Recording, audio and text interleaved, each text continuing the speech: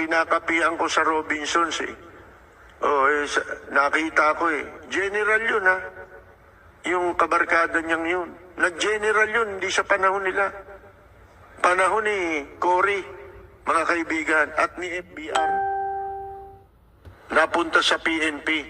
Hanggang sa naging colonel at nagretirong general. Oh, hindi ho sa panahon nila, mga kaibigan. Eh, nung makita ko, pumasok dun eh. Sabi ko, ba't ka nandito? Eh, nandyan na niya si Bongit. Eh, mamaya, bago kami umalis, papakilala kita. Oo, sige, kako. Eh, hindi pa siya nakakatapos magsalita. Eh, nandyan na pala, pare, halika. Sumabay ka na at nandoon na. Eh, paglabas namin ng coffee shop, nasa labas na ng Robinson si Narcos eh. Tapos pinakilala ko, parang hindi ako pinamayan eh. Mga kaibigan eh, parang umiwas pang gano'n. Akala mo may sakit akong nakakahawa. Ganyan yan eh. Totoo yan, mga kaibigan. Kaya ang ganda nung isinulat nung admiral na binasa natin kagabi, hindi kita kauri. Sana, hindi ko kayo, sabi niya, di ba, hindi ko kayo ini-encourage na iboto ninyo kung sino yung iboboto ko. Ang sinasabi ko sa inyo, iboto ninyo iyong kauri mo. Iyong dumanas kung paano mabuhay sa lipunan ito.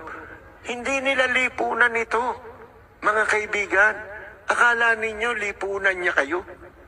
Hindi niyo siya kalipunan. Lumaki yan na, mga kaibigan, hindi nakatikim yan na sumakay ng jeep. Sumakay, baka taxi lang, hindi nakatikim yan eh. Mga kaibigan eh. Di ba? No, yabang niya nung araw, di ba? Diyan sa Hayat, pupunta ro sa Calesa Bar. Maniwala kayo dun sa sinasabi ng admiral na yun. Simpleng logic. Eh, gusto ko niya mag-aral ang mga bata, pagbuti ng pag-aaral. Paano mo sasabihin niya, nasa ng moral, ascendancy? Hindi ka nga nakatapos. Eh, bulakbul ka. Oh, mga kaibigan, di ba? Ito gawin nyo. Lahat ng hindi niya magagawa, pinagagawa niya sa tao.